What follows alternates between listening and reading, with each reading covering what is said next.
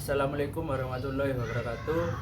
Kami dari kelompok studi kelayakan bisnis akan mempresentasikan tentang kedai kopi nikmat.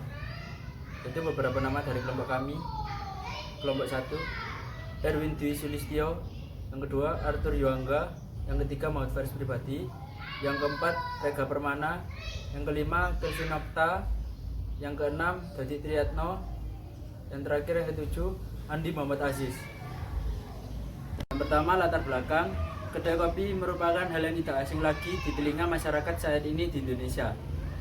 Banyak dari masyarakat Indonesia memilih menikmati kopi di kedai kopi langsung. Menikmati kopi di kedai kopi langsung telah menjadi gaya hidup masyarakat Indonesia. Banyaknya kedai kopi tidak menyulitkan untuk menikmati kopi langsung di kedainya. Justru banyak kalangan milenial yang menjadikan kedai kopi sebagai ajang sosialisasi dan ajang menunjukkan komunitas-komunitasnya. Dan tidak banyak kedai kopi yang menjadi pilihan kalangan milenial karena setiap kalangan milenial memiliki tempat kopi yang sesuai keinginannya.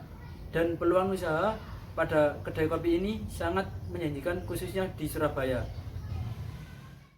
Selanjutnya, analisis pasar dan pemasaran. Suatu tantangan bagi manajemen untuk selalu tangguh terhadap pengembangan lingkungan pemasaran adalah pergeseran selama konsumen, persaingan dan situasi perekonomian. Dalam bisnis ini dituntut untuk menilai merubah lingkungan tersebut sehingga mampu merumuskan strategi dalam bersaing serta mencapai tujuan yang diinginkan. Rencana pengembangan usaha. Semua proses produksi yang telah dilakukan, mulai dari pemilihan biji kopi yang baik dan berkualitas sampai cara pengolahannya. Dan sekarang kami akan mencari target pasar. Yang harus diketahui dalam memilih usaha adalah peluang pasar di mana kopi ini dapat diterima. Ini adalah kunci penting agar usaha kita dapat berjalan dengan lancar. Kami harus menganalisa keunggulan dan kelemahan pesaing dan mengetahui sejauh mana kemampuan kami untuk bersaing dengan kedai kopi lain. Dalam segala aspek, baik sisi harga, pelayanan, dan kualitas, kami akan mensurvei dan meneliti pesaing-pesaing kami agar dapat menghasilkan kopi yang lebih unggul. Dan kami akan membangun sebuah kedai kopi di tempat yang cukup ramai dan dilalui banyak orang. Contohnya sekitar kampus dan perkantoran. Pemanfaatan teknologi dan informasi. Dalam bisnis kami, pemanfaatan teknologi dan informasi cukup penting. Karena itu bisa membantu perkembangan bisnis kedai kopi kami, baik dari segi promosi maupun media sosial. Berperan penting dari segi produksi, lebih berperan pada bagian manajemen, yaitu input-output database pendapatan atau omset kedai kopi kami. Kami memiliki analisis kelayakan usaha. Berikut adalah aspek pasar.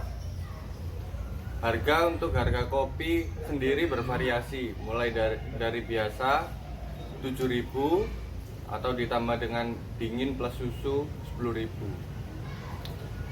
Kami juga memiliki pesaing kedai kopi lainnya. Biasanya mereka memberikan harga yang lebih murah. Pasar sasaran kami semua kalangan dari anak-anak, mahasiswa hingga pegawai kantor. Berikut adalah aspek teknis atau operasional yang kami miliki. Lokasi kami dekat dengan kampus atau tempat ramai di Surabaya. Waktu buka kedai kami, Senin sampai Kamis buka jam 12 sampai jam 8 malam. Hari Jumat sampai Sabtu buka jam 12 sampai jam 9 malam. Aspek keuangan, biaya investasi, toko sebesar 6 juta, meja dan kursi sebesar 4 juta, peralatan memasak bubuk kopi sebesar 700.000, peralatan lainnya sebesar 300.000. Total investasi sebesar 11 juta. Untuk biaya rutin produksi per bulan, listrik sebesar 70.000, air atau PDAM sebesar 50.000, TV sebesar 200.000, gaji karyawan sebesar 1.500.000, bahan baku sebesar 700.000, total biaya rutin produksi per bulan sebesar 2.520.000. Hasil penerimaan per bulan, penjualan kopi biasa 25 gelas dikali 7.000 per gelas dikali 30 hari sebesar 5.250.000. Untuk penjualan kopi dingin bersusu 30 gelas dikali 10.000 per gelas dikali 30 hari sama dengan 9 juta. Jadi total penerimaan per bulan sebesar 14.250.000. Jadi keuntungan yang diperoleh sebagai berikut. Keuntungan per bulan sama dengan total penerimaan dikurangi total biaya rutin produksi. Sama dengan 14.250.000 dikurangi 2.520.000. Keuntungan sama dengan 11.730.000 dikurangi 100.000 biaya penyusutan per bulan. Jadi keseluruhan total laba bersih sebesar 11.630.000. Analisis dampak dan risiko usaha. Dalam menjalankan kegiatan pembangunan dan pengembangan usaha, tentunya akan menghadapi beberapa risiko yang dapat mempengaruhi hasil usaha, yang apabila kurang diawasi, diantisipasi dan dipersiapkan penanganannya, diantaranya risiko usaha tersebut dapat bersumber dari faktor internal maupun eksternal dalam bisnis. Risiko internal usaha. Dalam menjalankan usaha, setiap pengusaha memerlukan peralatan untuk mendukung jalannya usaha tersebut. Di antaranya adalah sumber daya berupa modal dan personil yang handal sesuai dengan kebutuhan. Selain itu, juga diperlukan peraturan baku (SOP) yang memuat kewajiban dan hak-hak karyawan, sehingga dapat mengantisipasi peluang terjadinya kesalahpahaman antara pihak manajemen dengan para karyawannya. Resiko eksternal usaha, resiko buyer atau supplier.